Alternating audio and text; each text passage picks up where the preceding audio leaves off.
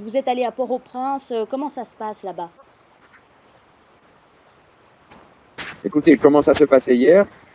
Hier, j'ai effectivement pu circuler dans quelques quartiers de la capitale, des hauts de la capitale, la région qui est au nord de Pétionville, la région du Haut de Delma, la région de Musso, si vous savez, ou si vous pouvez trouver des informations où ça se situe. La situation est dramatique, c'est une catastrophe gigantesque, à peine imaginable. Les destructions sont énormes. Dans les quartiers que j'ai pu traverser, soit en voiture, soit à pied hier, je crois sans tromper, pouvoir dire que une maison sur deux, une maison sur trois est complètement effondrée ou fortement endommagée. Il y a des blessés partout, des victimes, des cadavres qui sont alignés dans les rues, enveloppés dans des simples draps, des gens qui circulent à pied par milliers et par dizaines de milliers dans tous les sens, soit pour quitter un endroit qui a été détruit, soit pour aller se réfugier ailleurs, soit pour transporter des blessés dans d'éventuels hôpitaux, des rares hôpitaux qui sont en fonctionnement. C'est une catastrophe gigantesque. Personnellement, je n'ai jamais rien vu de pareil.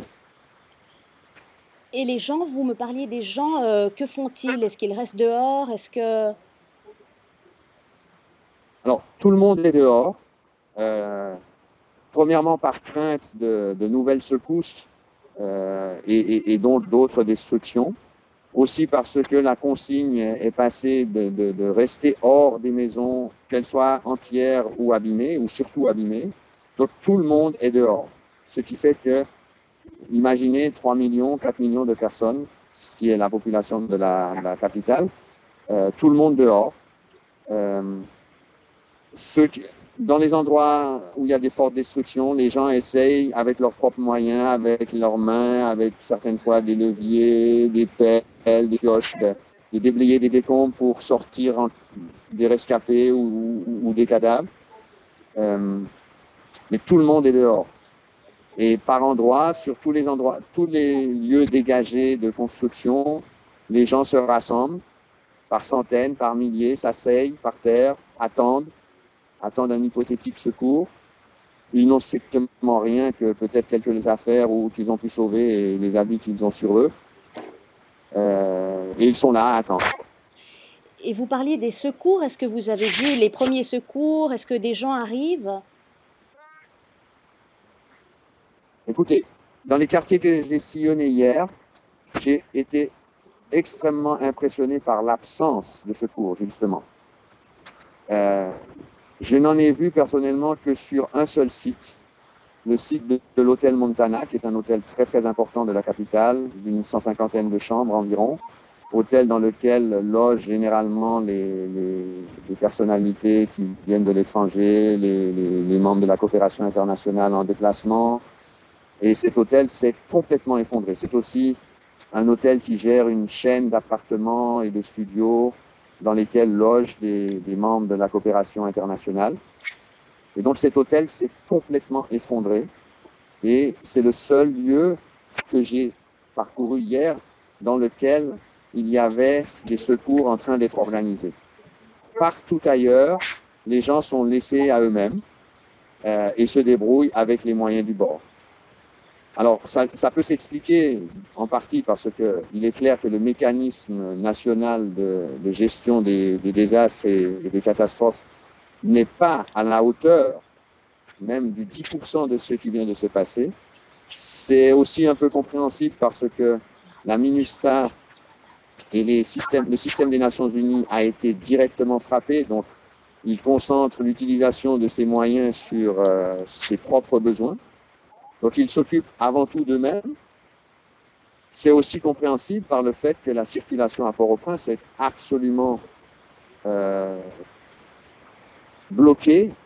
On peut circuler sur des bouts de route, mais pas sur des trajets longs. Donc, il doit être très, très difficile d'acheminer des engins, du matériel ou des secours. Mais effectivement, en tout cas jusqu'à hier soir, 17 ou 18 heures, l'absence de réponse, l'absence de secours est la chose qui m'a le plus frappé et qui m'a le plus angoissé par rapport à l'ampleur des dégâts. Et au niveau et au niveau de vos collaborateurs, est-ce que vous avez réussi à les joindre? Écoutez, a priori, oui, je sais que, soit de manière directe ou de manière indirecte, l'ensemble des collaborateurs d'Helvetas semblent n'avoir pas été fortement frappés par les dégâts. Selon ce que je sais, l'ensemble des collègues sont sains et saufs.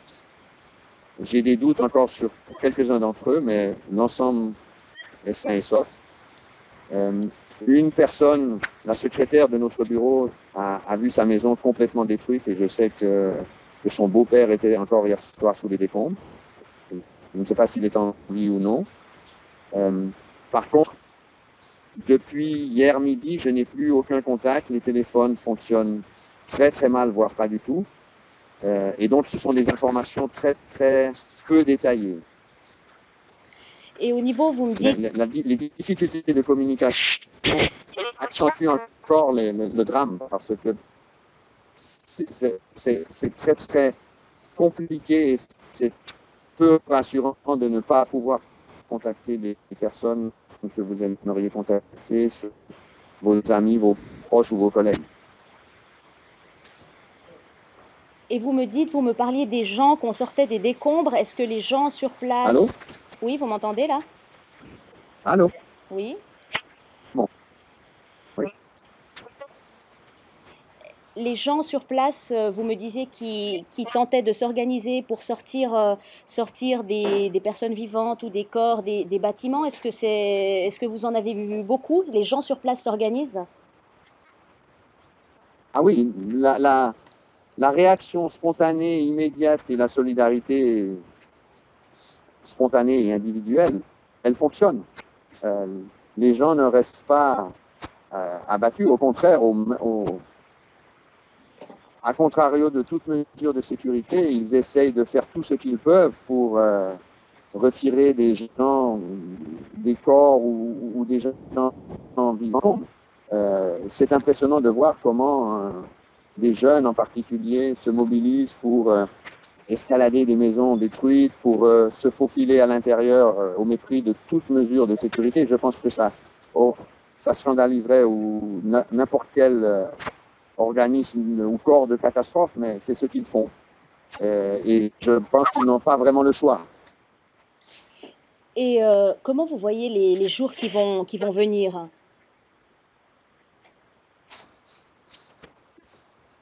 Ça va être très, très dur. J'ai personnellement beaucoup de peine à imaginer, d'une part, comment va pouvoir se mettre en place le mécanisme de réaction d'urgence.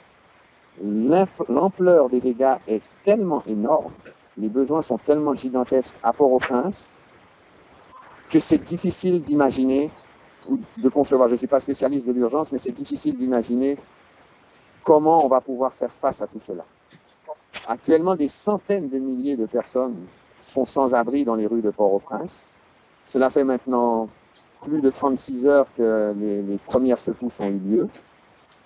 Cela veut dire qu'il y a des gens qui n'ont probablement pas accès à l'eau. Aucune mesure d'hygiène n'est mise en place non plus. Les cadavres s'accumulent. J'ai entendu une seule radio de la capitale fonctionne. J'ai entendu ce matin en me levant justement des déclarations de journalistes faisant état de centaines de cadavres alignés partout dans les rues. C'est énorme. Ce qui est encore aussi à craindre, c'est que des infrastructures importantes, des bâtiments publics, des services publics, des hôpitaux, des écoles, tout est cassé. Tout est détruit. Et donc, on est dans une situation où plus rien ne fonctionne, sauf spontané, sauf l'individuel et la réaction immédiate.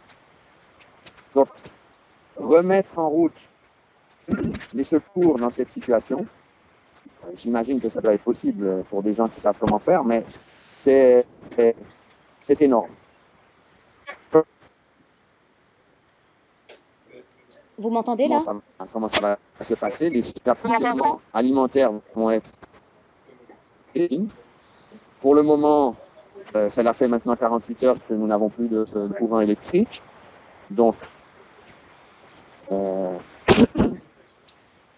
la circulation dans Port-au-Prince est horriblement compliquée. Je ne crois pas qu'il y ait des distributions de carburant, par exemple. Donc, vraiment, on est dans un chaos total. Et mettre l'organisation, tout cela, va être très, très compliqué. Merci beaucoup.